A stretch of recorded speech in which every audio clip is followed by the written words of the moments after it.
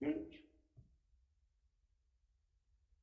afternoon. The Committee on Water and Land is going into its hearing notice of February 6th.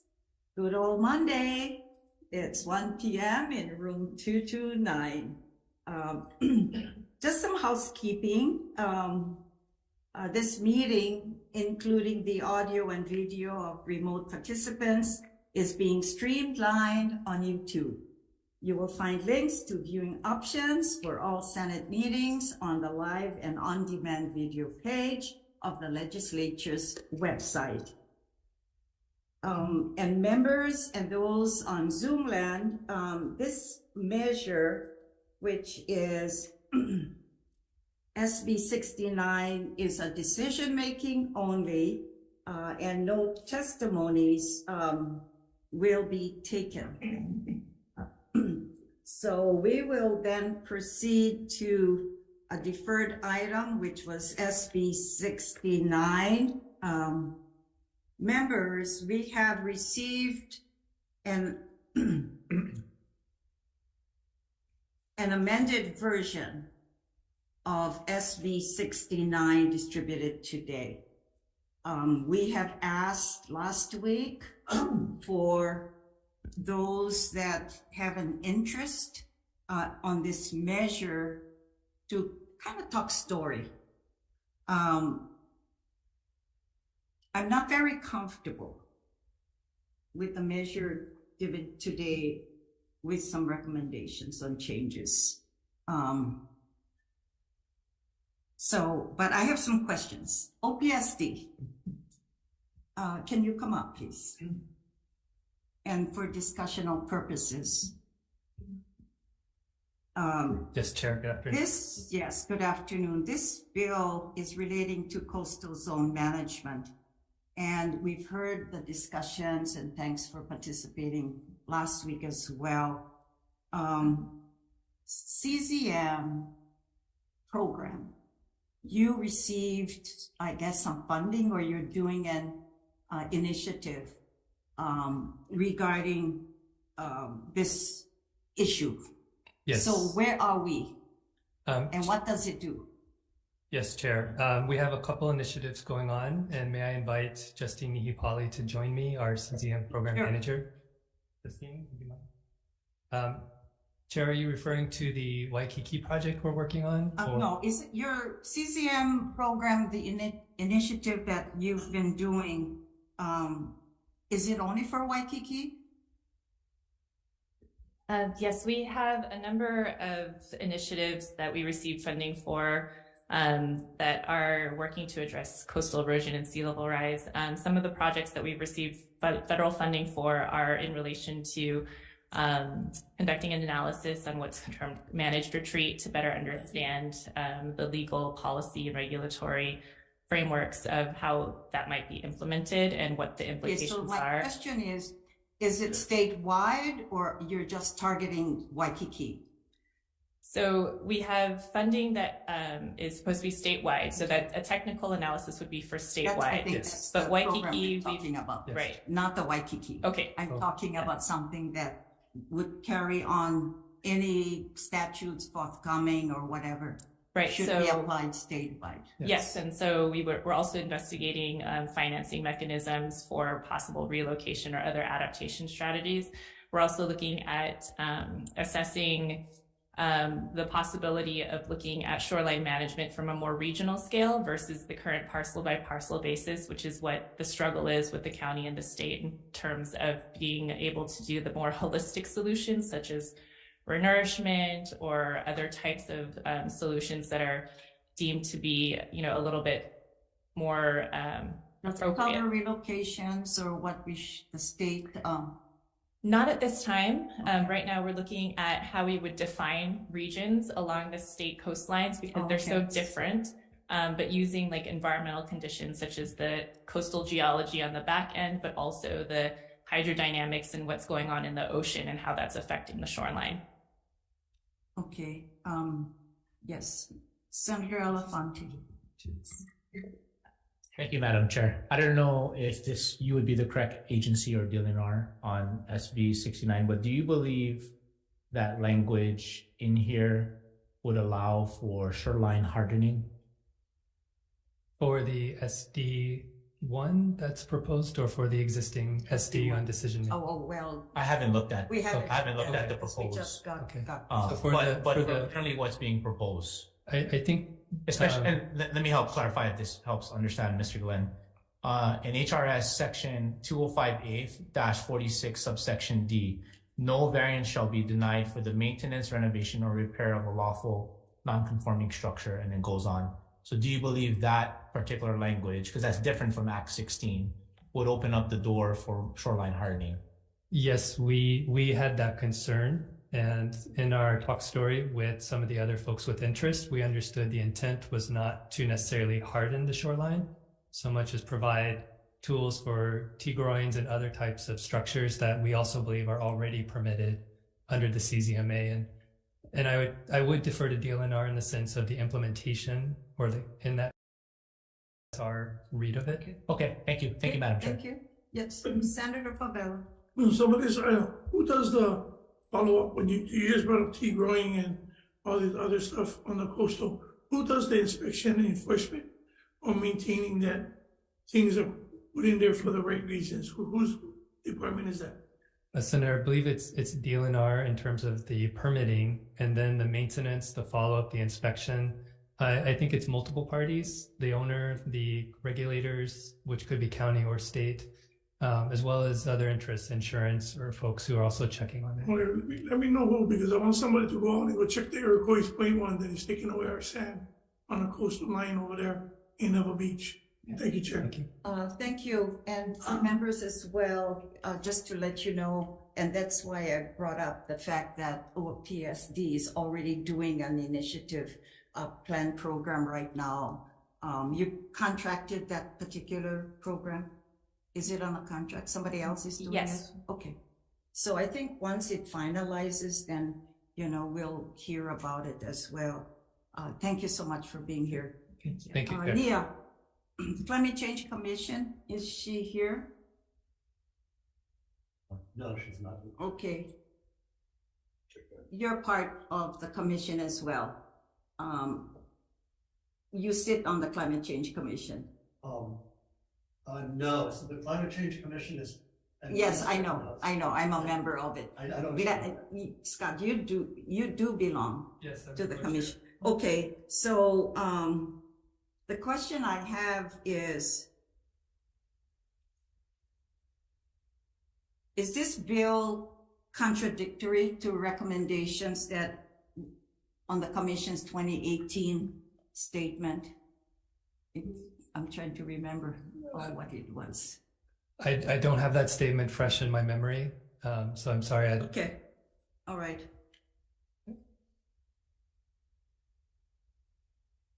Okay, Thanks. Thank you very much.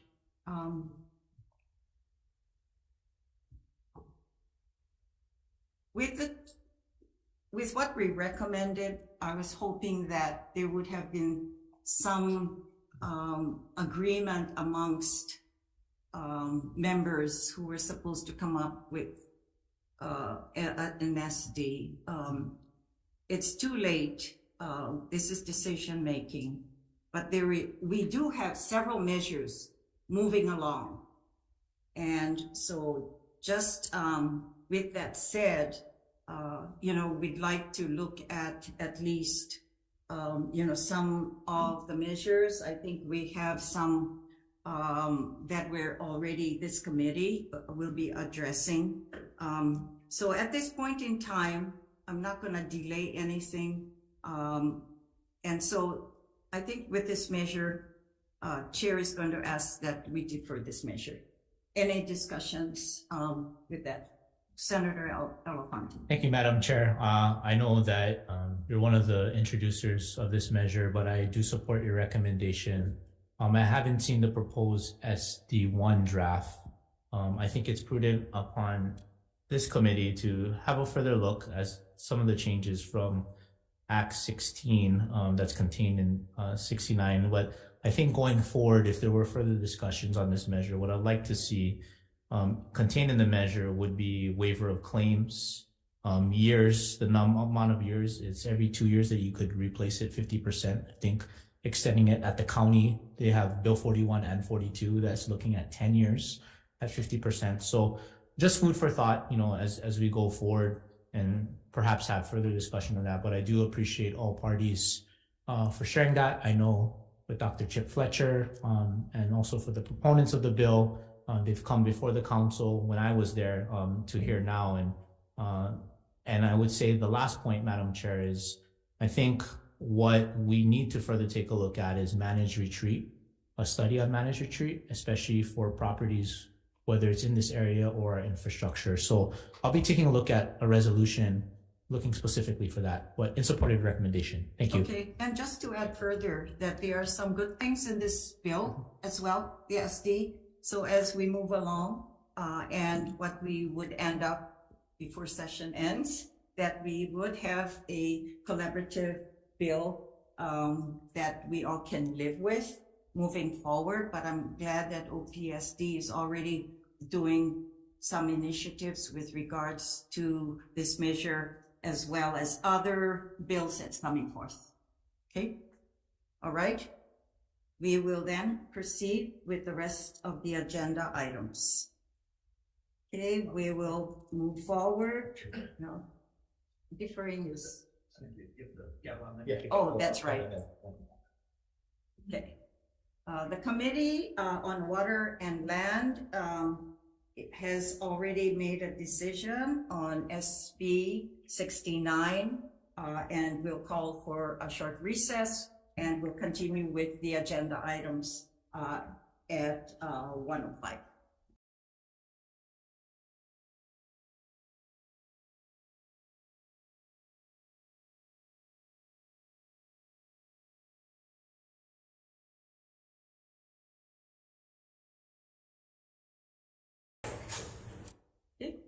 Thank you. The Committee on Water and Land is going into its agenda items that appears on today's date, Monday, February 6th, in room 229. We'll start off then with SB 1389, and this is relating to real property disclosures within the shoreline areas.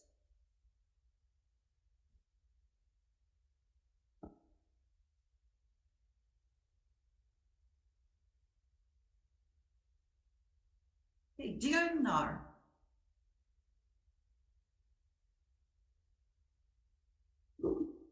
Aloha, Chair, Vice Chair, members of the committee. Laura Ka'akua, the Governor's nominee for Deputy Director, the Department of Land and Natural Resources.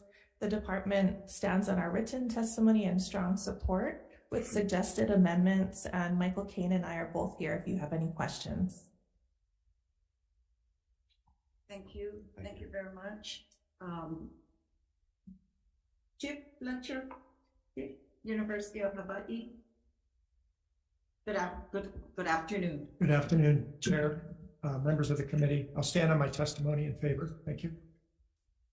Thank you. And members, any questions, feel free to ask. Yeah, thank you. We have, yes. Yeah. Senator I'm Pavella, not sure who do you want? I'm not sure who can ask. Anyone of them would DLNR be or fine. Chip? You know, anyone of them, doesn't matter. Well, DLNR, this is the DLNR administration's here, bill. okay. Yeah. John Canapole? Oh,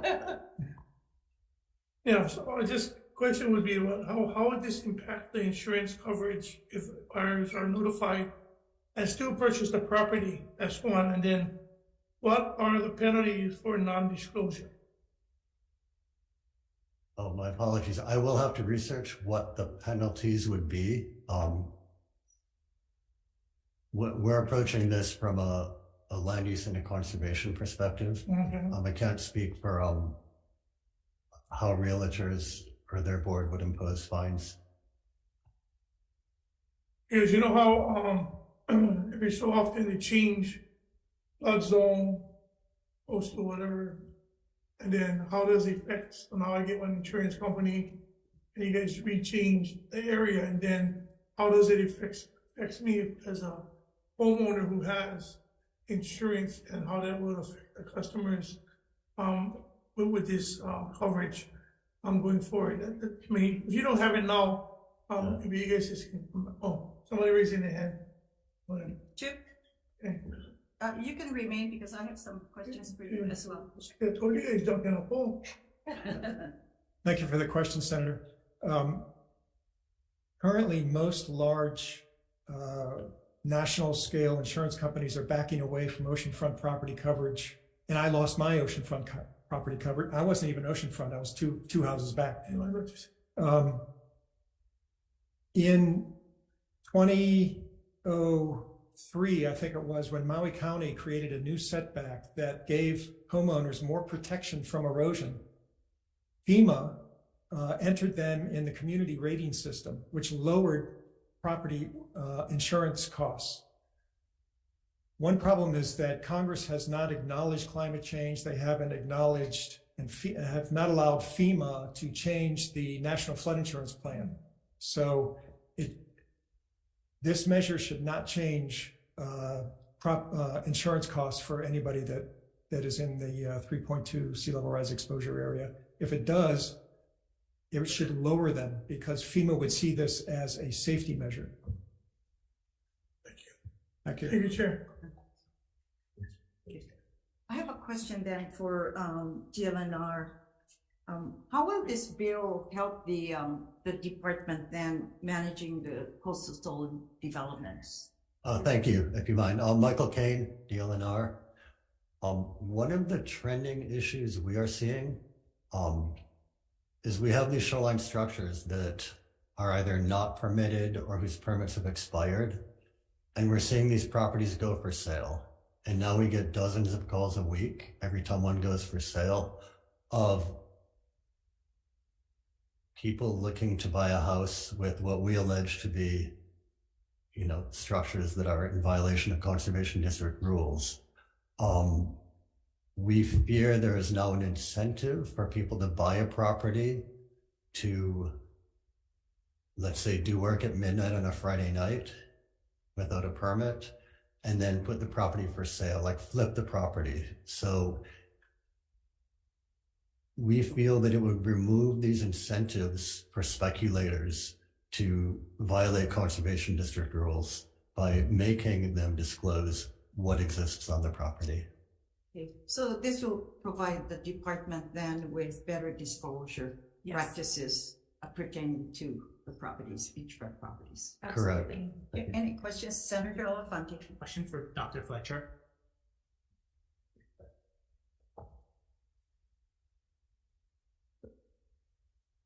Yes, Senator. Hi, Dr. Fletcher. I'm reading through some testimony, and this is, I know the Board of Realtors have also signed up for that. Can you explain to this committee what a sea level riser viewer is? Yes, And are you able to include that in your data report? what do you mean by data report? In the bill? The answer is yes. The answer is yes? Yes. Okay. The Sea Level Rise Viewer is a publicly available web-based tool. Okay. There are two of them currently that are active. One is provided by NOAA, National Oceanic and Atmospheric Administration. The other is provided by University of Hawaii Pacific Integrated Island Observing System. It's funded by NOAA.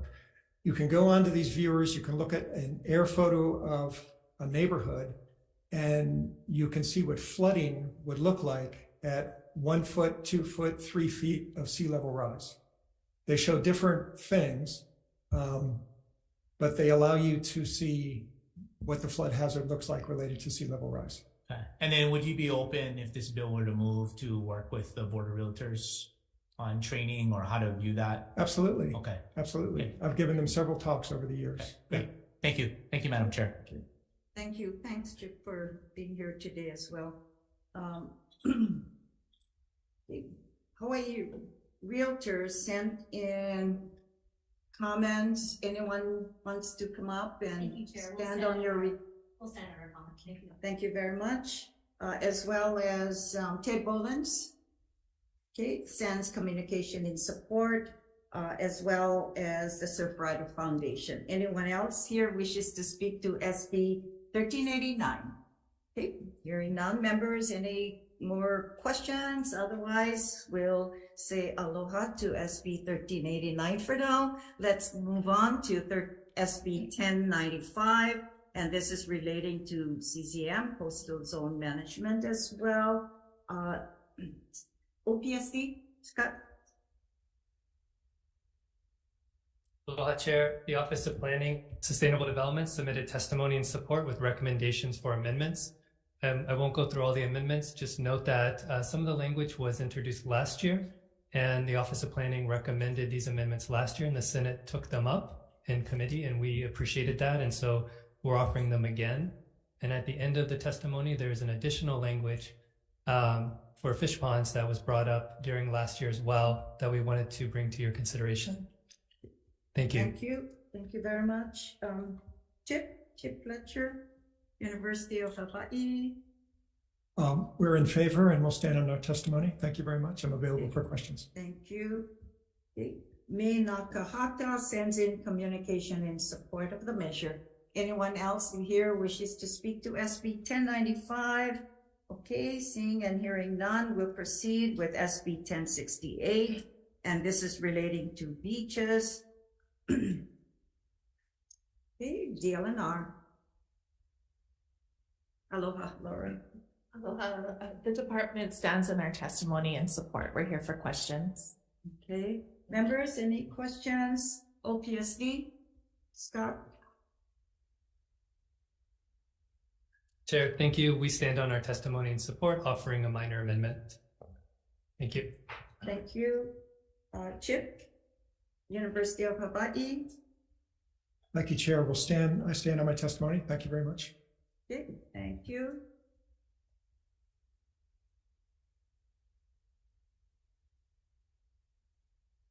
Okay. Climate Change Mitigation Adaptation Commission.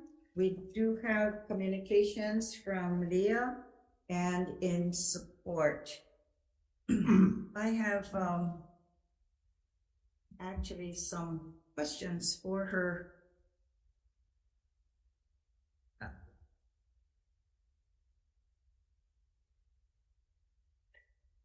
Maybe OP.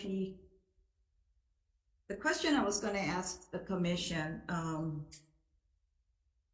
how will this, with regards to the commission's ability to participate in the statewide beach assessment study? Sure. The commission would certainly participate in any assessment like that, just by virtue of the DLNR chair and the OPSD chair being the co-chairs of the commission. We provide regular direction to the staff of the Climate Commission. And so we would be incorporating them anyway, and then bringing the business of the study back to the commission for all members to be regularly updated on its work. Thank you. Thanks, Scott. Ahamoku.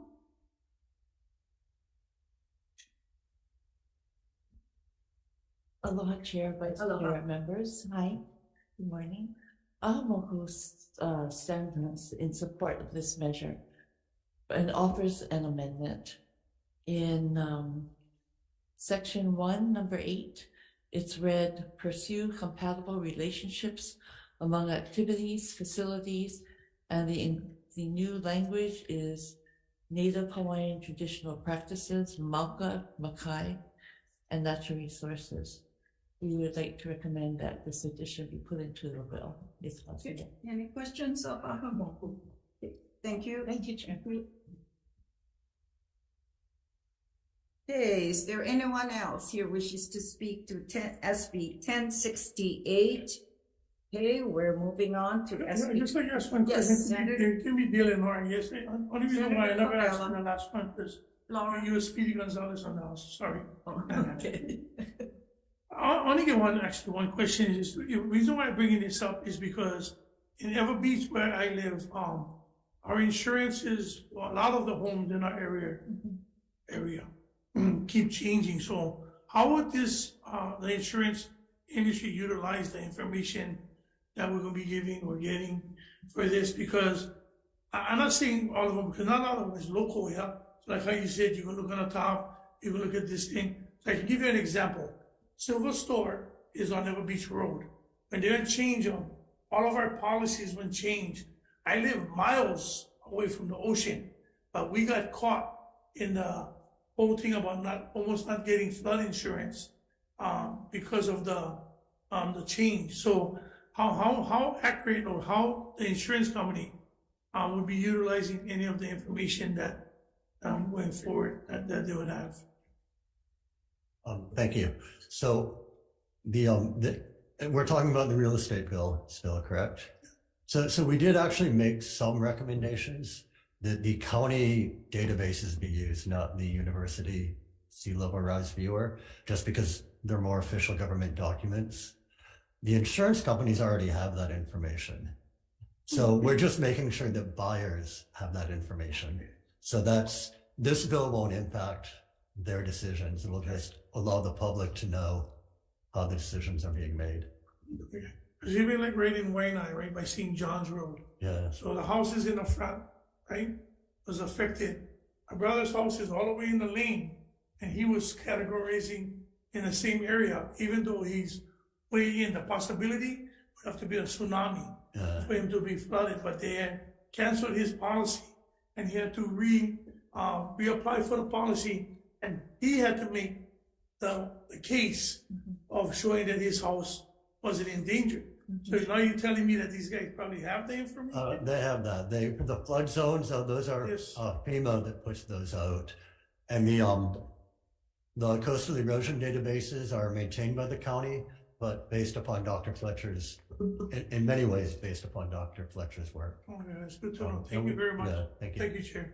And, just to add, this measure, the one that, we are looking at as well, and the studies that will be done will give us a clear idea once the studies are presented, and we can certainly debate the issues at that time as well. Thank you, Chair. Thank you. All right. Thank you, Senator. Thank you. The Chair recognizes the presence of our Maui Senator here.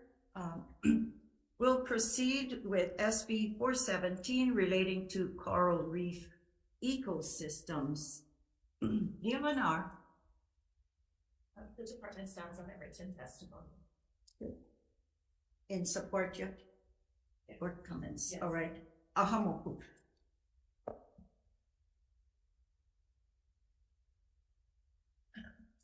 Aloha mai kākou, Chair and Vice Chair, members of the committee. My name is Lealoha Kalahiva, Waki Kalahiva, and although I have a written testimony, I would like to just give comment. The comment is, we're in support of this bill due to the fact I am familiarized with the monitoring.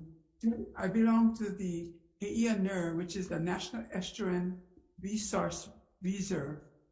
It's federally funded, and we have an ongoing monitoring of the He'ia Ahapa'a, Mauka to Makai, foliage, birds, freshwater, reefs, ocean, with partnership with the Hawaii Institute of Marine Biology. Our office is on HIMB, the island of Mamoko'olo'e. And I think to the success, I'm telling you why, because we can pick up issues as it's happening. And it's only being done in Hi'i'ahapa because it's federally funded. And I think it should be done statewide because we got all our precious corals that needs to be sustained. Mahalo. Okay. Thank you very much for being here as well. Clayton Kubo, you're on Zoom. IT is Clayton Kubo. Waiting there. Yes, sir. Aloha, Clayton. You guys can hear me or what? Yes, we can. Okay, Loud and clear. Clayton Kubo, Waimea Kauai, Alden, Senator, Illinois. Aloha. So I am definitely in support of SB 417, water quality studies, right? Yes. Okay, so I've been talking about water quality studies and water quality for well over, I would say, a decade. And as you know, I'm in the Fisheries Working Group. I brought that up to the Fisheries Working Group. I brought that up to the feds. I brought that up to the state. Even the Department of Health. I went as far as that. But finally, I reached out to DOFA, the admin of DOFA, David Smith. So we had a meeting via virtual Zoom, and had Department of Health, had even one Fed guy over there from the EPA and some others. So definitely water quality plays a big role, because always I feel the fisher, the gatherers get always like the push. They're pushing against us every time. Having more regulations like herbivores, bag limits, and so on and so forth. But in a sense where it's like a Band-Aid. Water quality plays a big role, and we need to get down and do it. Mahalo for your time. Thank you, Clayton. Aloha. Aloha to you. Ted Boland, SANS Communication in Support, as well as Carolyn Zelski. Hey, members, any questions? Anyone here wishes to speak to SB 417? Okay, hearing none, we'll proceed then with SB 1028, and this is relating to vessels. And this requires rental kayaks to be registered and numbered with the DLNR and have the ID number affixed to the rental kayak. This requires the department to establish fees for registration and registration renewal of rental kayaks. That's SB 1028, DLNR. Aloha, the department stands in support, and we do have Ed Underwood and staff from the Division of Ocean Boating if you have any questions. Thank you. Okay, how about boating come on as well? There's other measures. Matter of fact, I think similarly with this issue is the next item coming up as well, Kaneohibe. Now, when one applies for a permit, how do we know? And it goes in relations to DOCARE, because there are enforcement agency. Now, my thinking is, once one applies for a permitting system, and with regards to the same question I'll ask, or similarly to 1265, permitting commercial use activity, those without permits. So my thought is, and my understanding is the agencies, because we're short of employees as well in your division, you're not there on weekends. So if one applies for a permit, whether it's a commercial entity or any other commercial vessel, including kayaks, because now we're talking about rental kayaks, why don't we come up with a decal or some sort of a vision sticker that goes on a vessel so that it's identified when it goes out to sea. Yeah. You know, when you have, and you know, it brings to mind, members, when we talk about the Kaneohibe bill, you know, that's the problem, because, you know, we don't have personnel, and DOCARE, we can't have them out there on the water all the time looking at vessels. So if we have at least some ID on the vessel, and just looking at it, now you have a DOCARE officer is probably on the beach, and they see the decal, that's it. You know, it's registered and they paid their dues. So that's just my thinking. But we don't do that. Well, actually we do. So if you have a valid commercial operating area use permit with us, we'll give you what we call an ocean recreation management decal. And it's a round decal that goes on the vessel along with the registration. And that's how we know they're commercial. So is it visible though? It has to be visible on the bow. It's either on the boat, all the commercial boats, kayaks, put it on the bow of the kayak as well. I think that, so like with the challenge with this bill, we believe the intent is to get a handle on all the commercial activity Right. going on around the Right. state.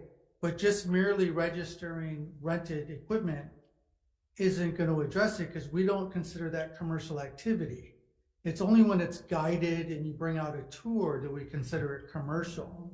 So really what we need is what you were saying previously is we need more marine enforcement.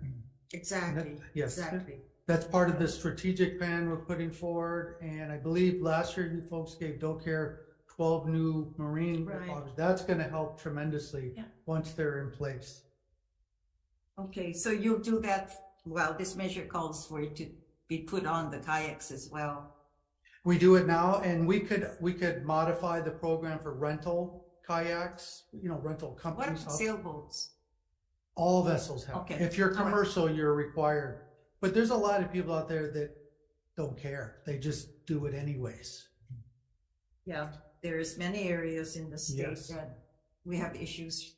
Okay, Senator Elefante? Yeah, question? just one question. Thank you, Madam Chair. Mr. Underwood, so is DoCare, the Marine Division you're referring to, I believe, are they enforcing on the weekends? I'm not sure. I'd have to talk to the chief I on think how they once, set up. yeah, once the academy, Yeah. Yes. once they graduate with the new personnel that we approved. You folks last do year. work weekends, right? We do not. Oh, you we do are not? not No. staffed It's for just- weekends. We're barely staffed to Yeah. go Monday through Friday. Oh, wow. Yeah, Okay. so that's why we're, part of the strategic plan is we get out of harbor management, let us manage leases to manage the harbors, and we take all of our existing staff and go into ocean recreation management where we can assist DoCare. I see. It'd be a team effort. Got it. But Okay. you're not doing that now. No, we need the legislative approval, so we're hopefully. Yeah, but that's bodies, right? The personnel. Is that Well, what it they- would be is we enter into public-private partnerships to the day-to-day paperwork management of the harbor. And then all of our harbor staff would go into ocean recreation management. So it's kind of a win-win. Well, that's a thought. The Is that- office, I- the paperwork and all the office stuff go Mhm. to a private. That's That- another bill. I would speculate a lot of these activities, if they're renting kayaks, are happening on the weekends. I could be wrong. They're happening on weekends. It's a Days. daily, it's Yeah. kayaks, surf instruction, stand-up paddle boards, you name it, it's happening. And now the new e-foils, the foil boards that are driven by electric motors, those are being rented. I mean, there's a lot of stuff going on. Yeah, right in front of our home too. Would that cover, would this, In Hilo Bay, yep, we see new activity, but I'm glad people are making use of the waters, but they should be one regulated. final question I have, the foil boards, would this bill cover that for them to, unless it's rented as being commercial? Well, the Coast Guard came out with a determination that e-foils are considered vessels, so we treat them as boats. So if they're gonna do it, a lot of these go from the shoreline, so the first question we ask an applicant is, do you have permission from the landowner to access the nearshore waters? And so they either have to provide us with that documentation, or if they're merely transiting the beach to get in the water, that's not deemed commercial activity. Thank To you. answer his question though, perhaps looking at, do we have something in statute that qualifies a new venture or new, whatever you call it, a new vessel that appears? Because if they're not, then maybe we should include all other, whatever language we need to add to the measure. So clearly it would cover. Currently, the statute defines thrillcraft, Okay. which is driven by an internal combustion engine powering a jet drive. It does. So but these are electric motors and they don't have a jet drive. So they're outside the definition. That was attempted last year, I believe, to amend it. But now that we have the Coast Guard determination, we can address the e-foils. Okay. Okay, we don't need to add to the. I don't, to at the this time, statute. I don't believe so. Okay, all right. So part of the, Chair, if you can, Sure. part of the Senator Brown. regulation, it only came to my head about, the overusing of our natural resources, yeah? I know we're not a country, but most countries and other states, they limit the activities on commercial. Right. So you in commercial, instead of you have 100 kayaks, you only can have 25 kayaks. I mean, limited to the sense that we don't have our natural resources and our beautiful beaches that is being invested in Kailua and the North Shore and certain areas because they bypass the law and then they drop them off 8 miles in and then I come in on the bikes and all this kind of stuff. So do you think in the future that we should start, besides we going with our natural resources and charging for uses of our parks, but do you think that we should start looking in the heavier regulation instead of having these companies? The reason why I bring this up, I was at White Night Boat Harbor. Okay, so the tour comes, is the dolphin one that is in question, comes on a big bus. They cannot fit on that boat. But guess what they do? There's no regulation. So they stuff everybody on that bus onto that boat. So who's regulating that? You see what I mean? And now the tourists don't know because we're not educating them. Don't go in the ocean, might die. We don't have nothing like that because they like see the whales and the dolphins. So they're willing to go into the boat like sardines. Well, not sardines because we only get 3 in a can now, but back in the day they used to have more. But what I'm saying is, if anything in the future later on that we can kind of try to see if we can regulate it. Well, so for safety But reasons. see, that's an enforcement now. And that's, any vessel carrying more than 6 passengers is required to be certified by the Coast Guard. So if they're not certified and that's going on, let us know and we can definitely address that issue. But the third bill down, Senate Bill 1388, is exactly what is to address the rampant commercial activity that's going on.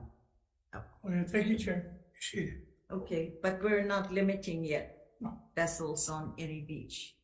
Hilo Bay is open.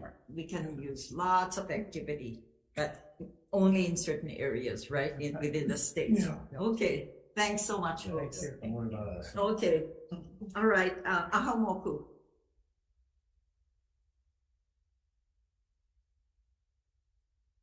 Aloha mai kākou, Chair and Vice Chair, members of the committee. My name is Aloha Rocky Kalahiva, and I'm speaking in support. You have my testimony before you, but I would like to just add comment. I live right off the shoreline in Kaneohe, and I see this every single day. Vessels are going out there illegally with nothing on it to identify where they're from. I have family that work from the Kaneohe Bay Marine and also, where a couple of times they saved kayakers going out. I remember one time they asked the kayakers going out the bay, once you're out the bay, lucky be found after that, because there's big swells and stuff out there. Where are you from? They said, well, they told us where they came from, but you call the place where they came from, which often came out of one of the state entities, they have an answering service. Call later, can't get a hold of them. So they asked them, how long was they were given an instruction, 15-minute instruction, how to use the kayak. Now in Kaneohe Bay alone, with the winds and the currents, no way you can have a 15-minute education on kayaking. And this is happening every single day. And people are coming from all different parts of Kaneohe Bay. You can't identify where they're from. And I think we have HA numbers for all of the boats. We need to get some kind of identification, so that would be helping DLNR. And I agree with both Senator Vela and you too, that we got to get a grip on this. Okay. And you know what? You may as well remain there because we're on to SB 1265 relating to Kaneohe Bay, and that's in your area as well, and you sent testimony. Okay. I would just like to give comment. Kaneohe Bay, it has an authority of its own, sort of, because the master plan says it all. We have plans over there that became law. 1990, these plans are by the community. The community itself, I think it was like about 100 people, sat in meetings over 1,500 hours to come across with these plans. Enforcement cannot be done because DLNR has not got enough. But since the COVID, we've had so much illegal businesses out there. I live right across the bay. There's parking all the way, and people even argue with me when I'm coming out of my driveway because I'm in the way for them turning around. Boats illegal on Aholaka. When this plan was made, Aholaka, the sandbar in Kaneohe, the legalized commercial people with permits were given certain reefs where they could go on. Today, there's not even enough room for our own local people to go over there with all the illegal businesses on Aholaka. Plus, the desecration of that's a sacred place to our people. You see what they're doing out there, it's a shame. So they need to get a grip, and a lot of these illegal businesses are doing business online. So they can say, we're not putting cash together. So something has to be done about that. Yeah, it's hard to control the online activity, but you can control the vessel when it's in the waters. So the idea about making sure there's ID that is attractive enough on the vessels that you, the residents of the area and the region, know that, that they have a permit. Just yesterday, there was a person that went out on the Hia Pier for the Office of Hawaiian Affairs. They're going to do an article on Aholaka and sat there with people that go there every day. And people from different ahapoa said, we no longer go out to Aholaka because there's not enough room for us there with all the illegal businesses. Okay. All right. Okay. Mahalo. Thank you. DLNR. The department stands on our written testimony. Okay. Thank you very much. Okay. Justin Vieira, Hawaiian Civic Club. Okay. Okay. Good afternoon. Thanks for bearing with us today. Aloha nui kākou, Madam Chair. Aloha nui kākou, Vice Chair, body members. My name is Justin Vieira. I am here on behalf of the Hawaiian Civic Club of Honolulu, also known as the Mother Club, established December 6, 1918 by Prince Lono Kuhio Kalani Ano Ole. I speak in support of this bill. I have additional testimony that I want to provide with SB 1265, which is the next bill, but we're on 1265. Oh, column. Yes. Okay. The result of illegal commercial activity has wreaked havoc in windward communities and overwhelms harbors and facilities. Illegal operators use Hei'akea small boat harbor to conduct their illegal chartering activities. These activities lead to patrons parking illegally along Kamehameha Highway, causing unsafe traffic conditions for road users and first responders. Illegal commercial operators use bullying tactics to loiter and block off launching and docking zones in the harbor, making it unsafe for recreational users and subsistence fishermen to launch or retrieve their vessels. Furthermore, illegal operators who rent out vessels, chartering vessels, and also kayaks, they do not provide ocean safety services, which leaves patrons vulnerable on the water. There has been numerous occasions where these patrons cross major boating channels in Kaneohe Bay and they end up in distress, having to be rescued back to shore. I also do, if I can, make a comment for the department, the DLNR, regarding their staffing shortage. May I make a recommendation? Maybe we should be looking into ahupua'a or stewardship-based enforcement. Kupuna or members of the communities, maybe they're deputized, to watch over the community because they hold the knowledge of the area in order to help alleviate those staffing issues. For example, we look at the Pololu Valley Stewardship on Hawai'i Island. I visited there last year and it was so beautiful to see those two aunties up there who overlook and protect that area where they're from. Volunteer as well. Absolutely, and they hold that knowledge, and the knowledge is key. And every ahupua'a is different, and those who hold that knowledge, maybe we should give them a chance to help out and kind of watch over the areas. So, mahalo for everyone's time. Thank you. Thank you. Thank you, Justin. Appreciate it. Yes, Senator Favela. Sorry, Justin. Hawai'i Civic Club. Sorry. I like your what you said, and how would you recommend, or would you have any recommendations on how they would implement that and working with the community in trying to accomplish something like what you just said on Hawaii Island, to work with DLNR? Because I think regardless of that, I think that's a good idea. We have one person that is doing it, but he's a little bit misunderstood.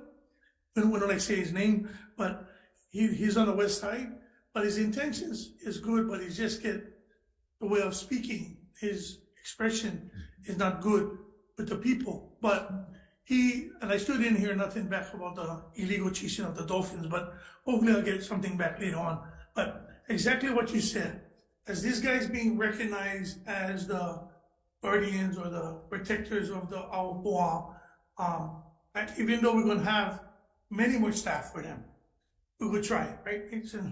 But we still should have the people that knows the area. Absolutely. Unless these people are being hired from the Auapoa area, and it won't make any difference if they're enforcing it, because then they don't have the people and the knowledge. Anyway, Bay should be shut down today until that thing can recover from all the beat up it having. Turtles that used to come there is not only being abused and misused and tortured by them grabbing them, swimming with them, and doing all of that. That place is beautiful. Many music videos with Kapena, David Kayapo, did a lot of videos out there. Those things no more now because it's overtaken by other people, the foreigners.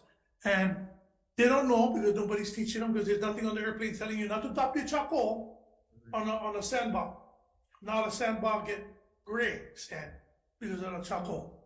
Unless we can find one way of healing the sandbar, we gotta figure out one way with DLNR to close them certain time because our locals cannot use them, like you said, they cannot use them, and it's peel out. You know. Thank you. So I appreciate it. Appreciate your trying to help. God bless. Thank you, Chair. Thank you. Yes, thank you, Senator. Okay, we do have 6 folks that sent communication in support. We do have the Ko'olau Popo Hawaiian Civic Club, Ko'olau Foundation. We have Hawaiian Reef and Ocean Coalition, and 2 individuals. Anyone else wishes to speak to SB 1265? Hearing none, let's proceed then with SB 1388, and this is relating to ocean recreation commercial special commercial permits, and this specifies the methods by which DLNR can issue new ocean recreation commercial permits and renew existing ocean recreation commercial permits as well. DLNR and members, this is part of the administration's measure.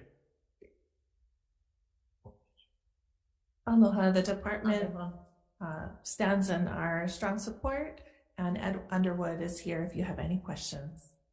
Okay, anything you'd like to share with us as well? Well, I can add for Hawaii Island, we just passed the rules for Kahului Bay surf schools, the 4, and then we're also in the process of implementing rules for the manta tours that are going on the Big Island, and to address all the people that are in the water. And the challenge is going to be, how do we fairly issue these permits?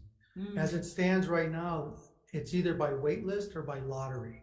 So you could have somebody that was in business 20 years and somebody that's been in business a year, and they could get the year company could get the permit because it's by lottery.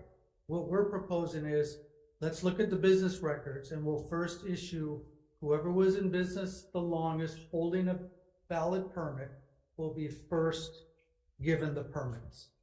All subsequent permits after that would be issued either by public auction or by the wait list. Is that fair? We think it's fair. Okay. Questions, members? Yeah. Senator Favela. Question is, what would be the reason someone would lose their permit? They really would not lose their permit as long as they complied with all the rules and regulations, as well as paid their fees. We renew annually. Only if they, fell in the arrears or something, then they would potentially lose the permit. And at that point, we would then offer it by public auction, similar to what the statute allows us to do for parasailing and jet ski permits. But those are the only 2 activities we have permission to do that with. So going forward, when you guys have enough staffing and the enforcement to enforce this illegal activities that they're doing by, like I said again, a company that was chasing the dolphins, literally chasing the dolphins with their boat, and then we can get these guys to not only get fined or lose their permit, there's gotta have some kind of consequences because they're coming to Hawaii, they get money, you slap them on their wrist, they're gonna pay them. So to me, you guys should put out an RSP and have a bid as high as they can. You tell them, you like to claim $50,000, whatever, $100,000 a year, whatever it is, because we need to learn how to make in money off our natural resources. Everybody else does, except us. So these guys like do business, and okay, $100,000 a year, boom.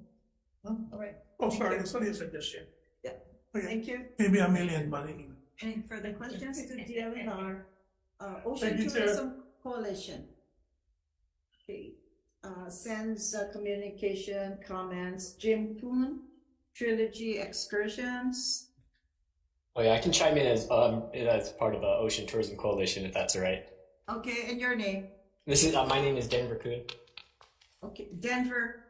Yes, Kuhn. good. Yeah, Kuhn. Yeah. And we had a Jim Kuhn after. Related? Yes, he's my uncle. All right. Proceed. Yeah, good afternoon, Chair, Vice Chair, members of the committee. Yes, DLNR, DEFER, they reached out to us last year with this problem of basically over permitting in areas. And we were told that if permits, aren't going to be given out through seniority, it would be given out kind of by pulling names out of a hat. So we did work with them on issuing it by seniority. We thought that was the fair way to do that. You have our testimony. We do have some reservations with some language in the bill.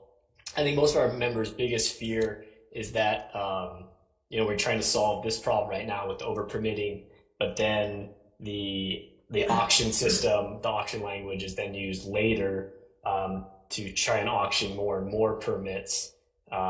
We have a pretty good system right now with operators family businesses that have been operating for decades. Trilogy Excursions, my Uncle Jim's going to be talking about that, celebrating its 50th year this year. So we just want to make sure that some of the systems that we have in place are not changed to solve this new problem. So I'm happy to answer any questions you might have. Thank you, Denver. Okay. We have communications from Calypso Charters, comments. Anyone wishes to speak to SB 1388?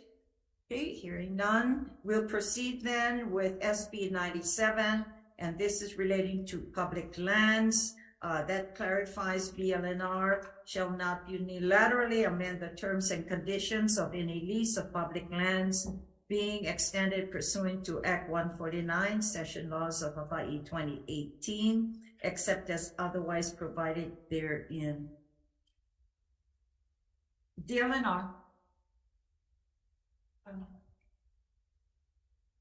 Department stands on our written testimony, but we are available for questions. Okay, and it's in opposition. That's right.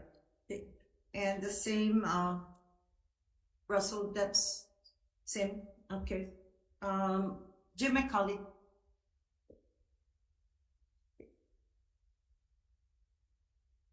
Thanks for making time.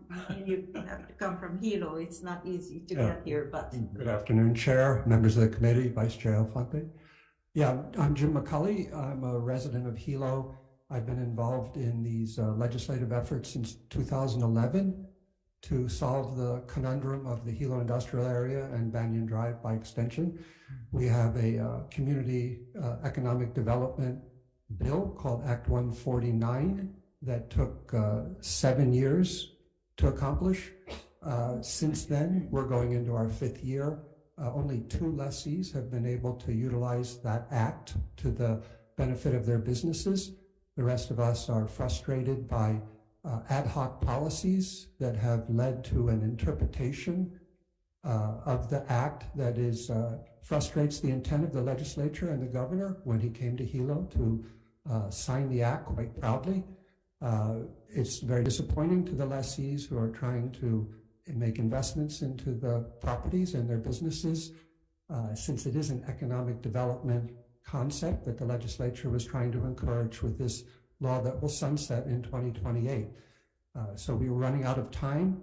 There's more than 60 lessees actually that are still waiting to determine what is going to be the behavior, the process of the land division in allowing the lessees to use Act 149. I have put in other testimony and I'm available for questions. Thanks, Jim. Any questions of Jim? Okay. We do have communications from Hilo Fish Company in support, Michael Nakashima in support. Question for Laura for DLNR.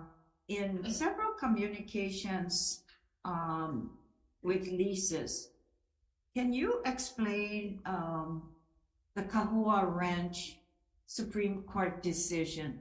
Because it seems like you mentioned that in your opposition communication.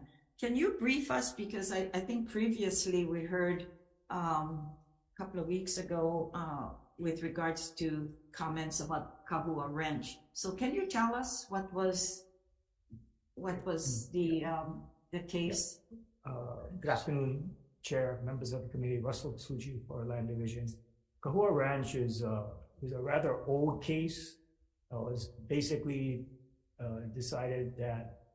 Russell, can you move the mic towards you? Yeah, just move it up front. It's an older case where the parties, the state and the lessee, had realized after the public auction that the form lease that was used and executed contained an error, and they were proposing to, if I recall correctly, make a modification of that public auction lease.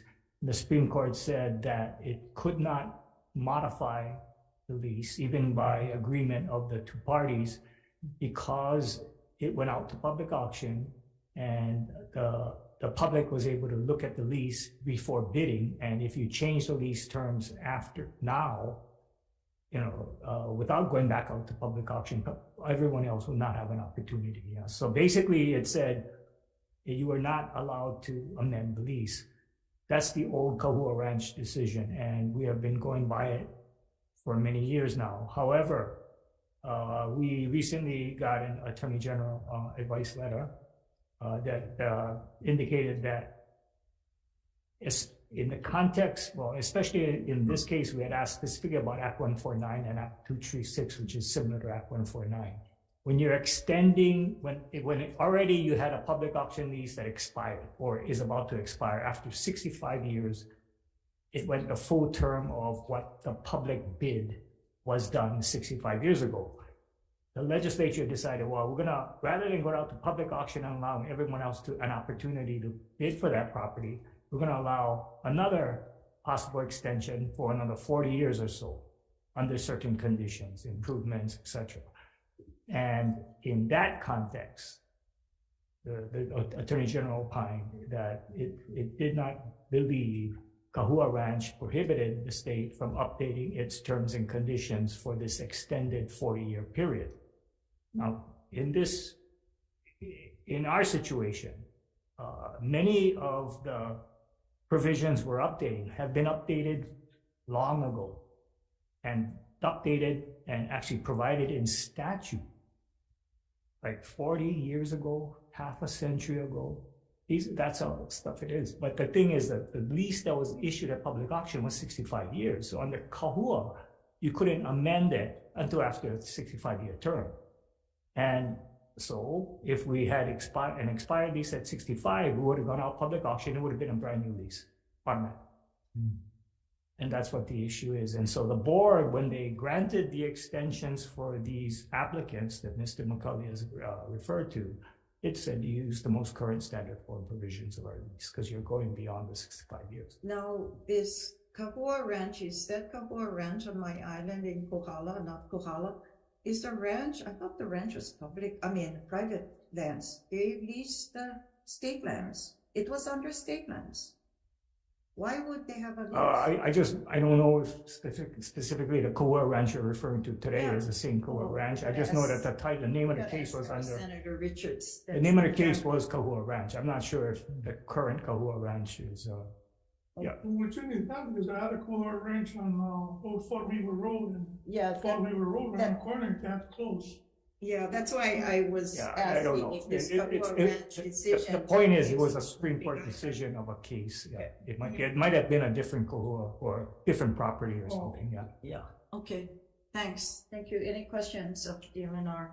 Okay, all right, thank you. Thank you very much. We'll proceed to SB 79, also relating to public lands, and this repeals the requirement for the DLNR approval for lease extensions in the Hilo Community Economic District as well.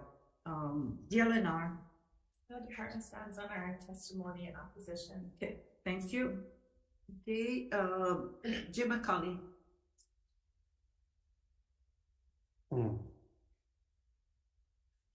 Thank you again, Chair. So this bill is a broader and deeper bill than 97. 97 is very narrow and to the point, which is, can we clarify that the interpretation of Act 149 is incorrect by the Attorney General who's advising land division? The ability to amend leases under Act 149 is limited to purposes of mortgage or to affect the rules of the board. Interestingly, there are no rules for land division on lands that are encumbered. If you look in the Hawaii administrative rules for something like DOBOR or OCCL, or even geothermal under land division, you'll see pages and pages of rules that govern and control how the department will implement the laws. However, for encumbered lands, which is the leases in Banyan Drive and Hilo Economic District, there are no rules.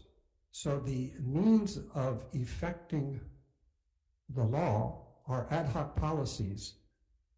Department can make the comment about doing things in the sunshine, but I'll just point out that in one particular instance regarding sublease rents, the policy had been established in 2000, 2001 to clarify previous policies. It was deeply researched. It's a 7, 8, 10-page set of documents. In 2012, Land Division wanted to change that policy. They noticed in August, and they made the vote in September. There was a total of 2 paragraphs available in the transcript where it was debated.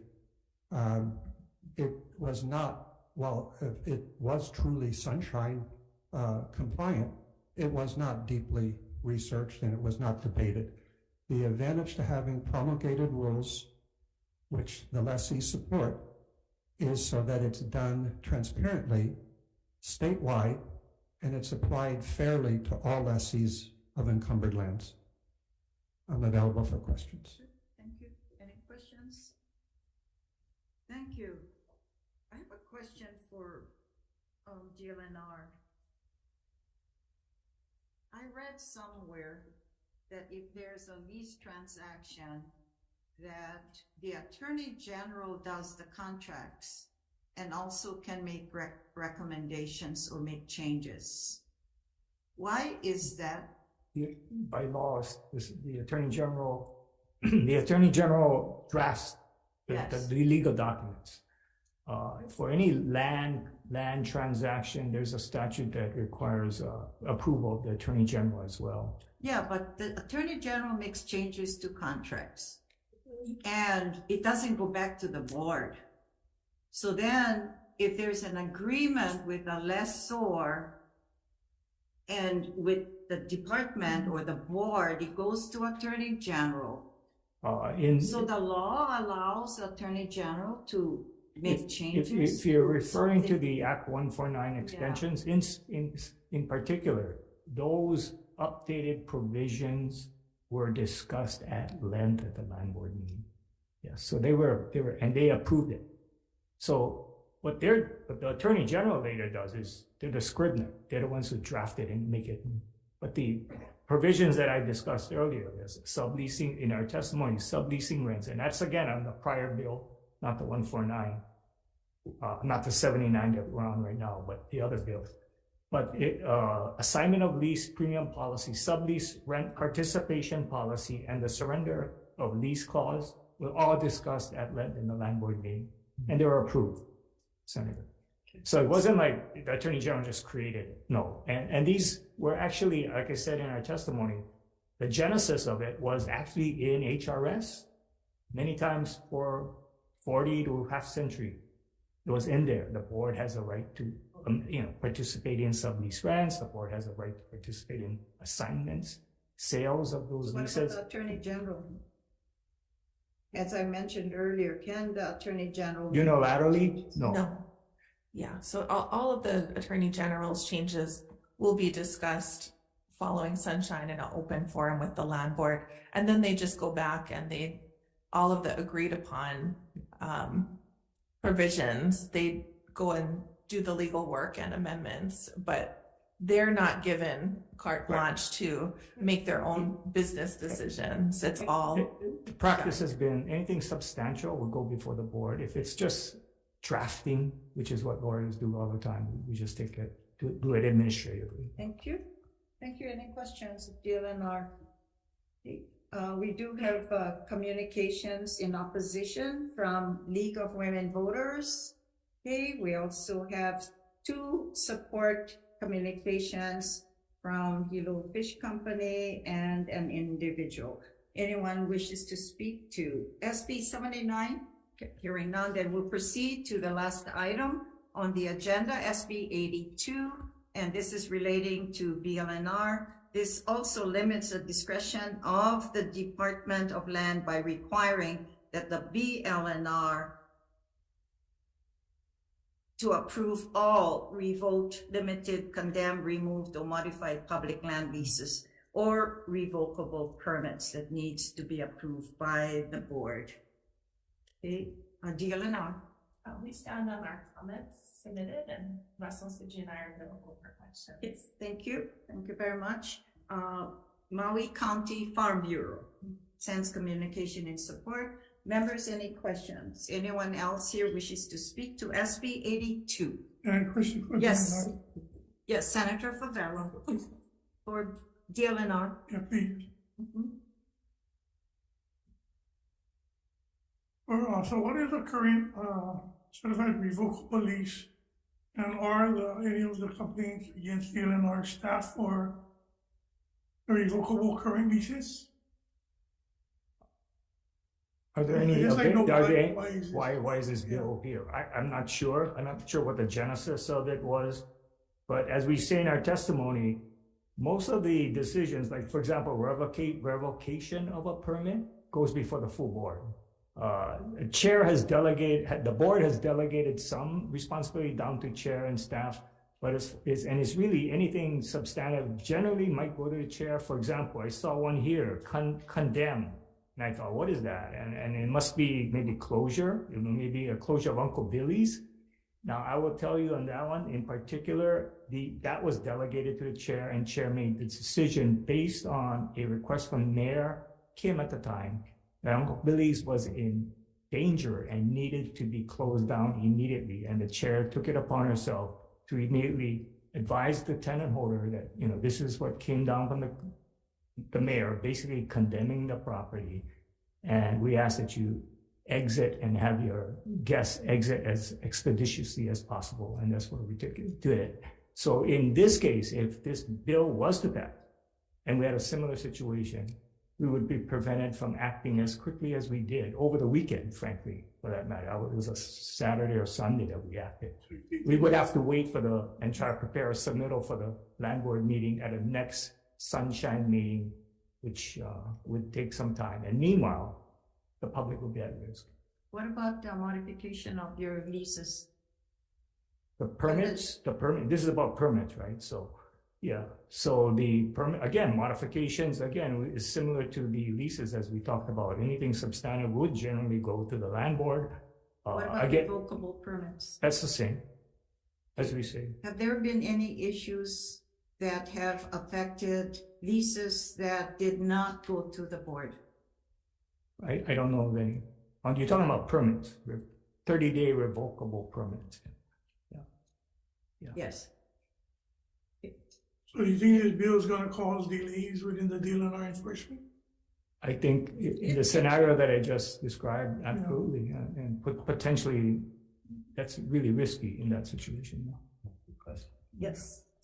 Okay, Senator McKelvey. if what you're saying, I mean, just say, you're saying is a standard practice and are already happening, why would the Maui Farm Bureau, which is a pretty large organization, come and submit written testimony in favor of the bill? So clearly there's some issue there that they see the validity of the bill being introduced and considered by the legislature.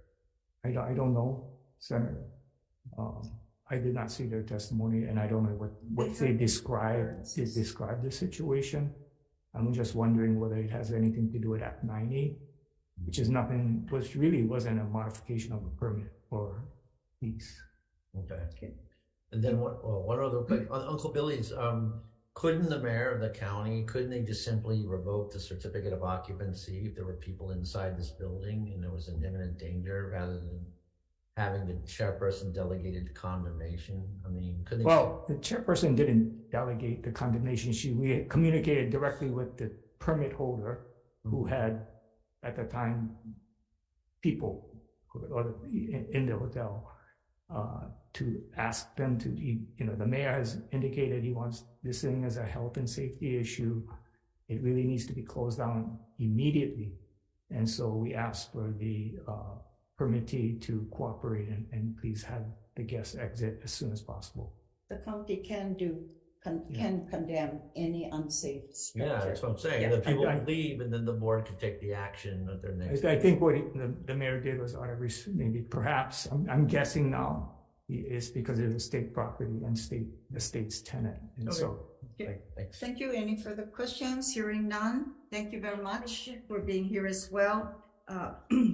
Then we're going to go into decision making with regards to the WAC Committee on Water and Land for February 6th agenda items. Okay. Same. Okay. Okay.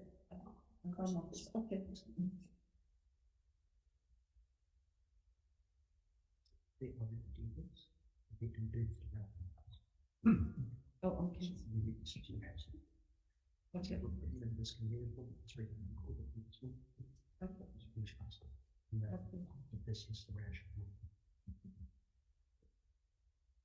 Okay.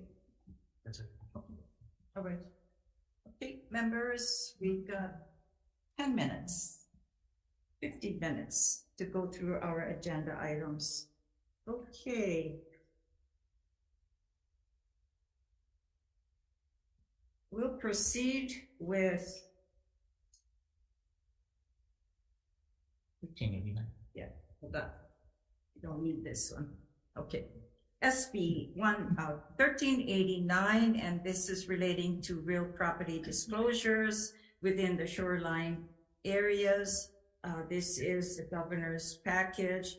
Chair's recommendation that we pass with amendments, recommendations from DLNR. We're going to, on page 4, line 6, we're going to replace the word within with adjacent. On page 4, line 7, we're going to remove quote, and DLNR, please follow up with me to make sure I'm in sync. We're going to remove quote, the area as identified by official tax maps, and we're going to, on the same page, page 4, line 13, we're going to replace the word quote, rate with rates, okay, R-A-T-E-S. On page 4, lines 14 to 15, we're going to replace Hawai'i Shoreline Study Web Map, or its successors, with official county databases for historical erosion rates.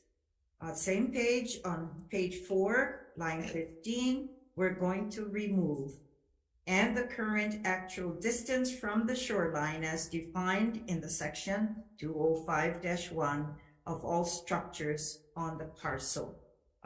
We're going to defect the date to July 1st, 2050 for continued discussions.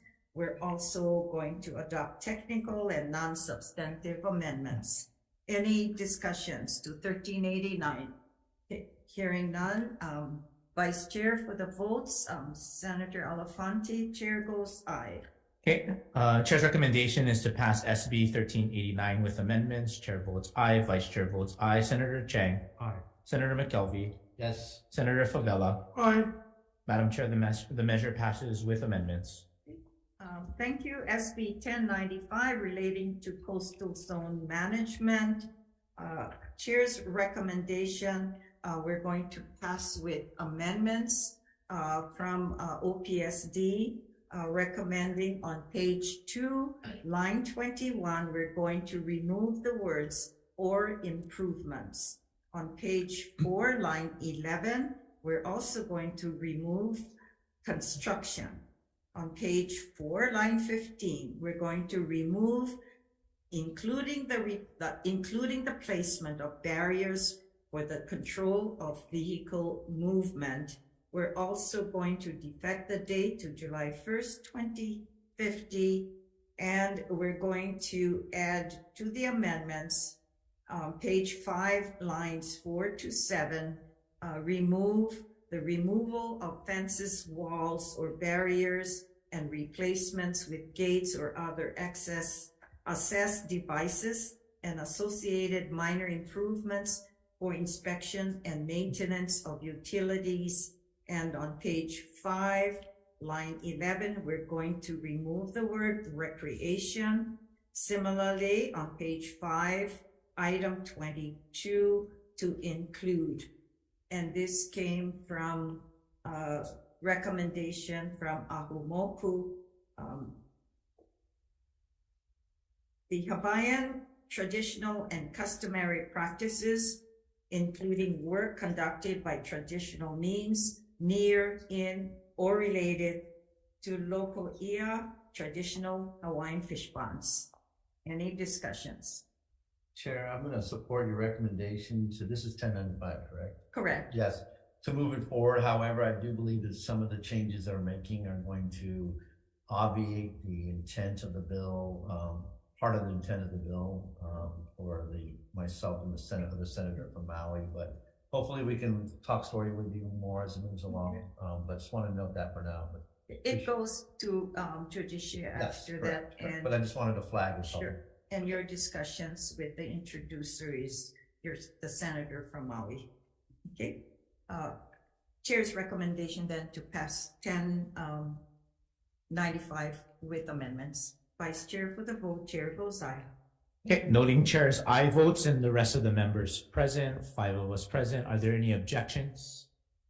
Any reservations? Okay. Hearing none, Madam Chair, SB 1095 passes with amendments. Okay. Thank you. SB 1068 relating to beaches. Chair's recommendation is to pass with the amendments a recommendation from OPSDs by on page 2, line 14, we're going to replace the word develop with promote. And on page 2, lines 15 to 16, we're going to remove the word plan and regularly assess shoreline erosion and. We're also going to defect the date for continued discussions to July 1st, 2050. And also we're going to recommend we're going to go with the Ahumoku's amendments, adopt in section 1(8) to insert the word Native Hawaiian traditional practices, Mauka Makai. Any discussions? Hearing none, Vice Chair for the vote. Chair goes aye. Chair's recommendation is to pass SB 1068 with amendments, knowing the Chair's aye vote. Any other objections or reservations? Hearing none, Madam Chair, the measure passes with amendments. Okay, thank you. SB 417 relating to coral reef ecosystems. Chair's recommendation is to pass with amendments as recommended by DLNR, and we're going to remove section 1(a) On page 2, lines 1 to 3, we're going to remove 2024 on the expenditure of all funds for the Hawai'i Nearshore Waters Quality Program and any recommendation arising from the program. On page 2, we're going to insert the recommendations from DLNR. It reads, number 1 describes what is currently known about the impacts of various contaminants and water quality parameters on marine ecosystems. Secondly, it identifies and prioritizes the various contaminants and water quality parameters that should be monitored as indicators of coral reef ecosystem health. And 3, makes recommendation on the establishment and operation of a Hawai'i Nearshore Water Quality Program, including the level of funding needed to monitor and test the quality of nearshore waters to ensure the health of coastal coral reefs and ecosystems. Department of Land and Natural Resources shall consult with the Department of Health on preparing this report.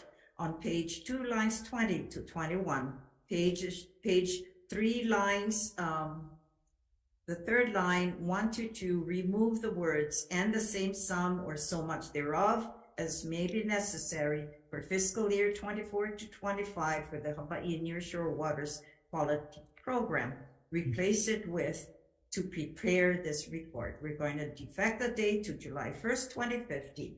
Also adopt technical non-substantive amendments. Any discussions? Okay, on this measure, SB 417. Vice Chair for the vote, Chair goes aye. Okay, noting Chair's recommendation on SB 417 with amendments. Any objections? Any reservations? Hearing none, Madam Chair, measure passes with amendments. Okay, thank you. SB 1028 relating to vessels. And this is the rental kayaks, ID numbers, fees. Chair's recommendation is to pass this with amendments. We're going to defect the date to July 1st, 2050. We're going to adopt technical non-substantive amendments, and we're going to insert in the committee report that the Waterland Committee recommends the vessel ID programs have a decal system for the rental kayaks. Okay, any discussions? Hearing none, Vice Chair for the vote, Chair goes aye. Okay, Chair's recommendation is to pass SB 1028 with amendments. Noting the 5 members present, any objections or reservations? Hearing none, Madam Chair, the measure passes with amendments. Thank you. SB 1265 relating to Kaneohe Bay. Chair's recommendation, we pass with the amendments, just defecting the date to July 1st, 2050. Any discussions? Hearing none, Vice Chair for the vote, Chair goes aye on SB 1265. Okay, Chair's recommendation is to pass SB 1265 with amendments of the members present. Any objections or reservations?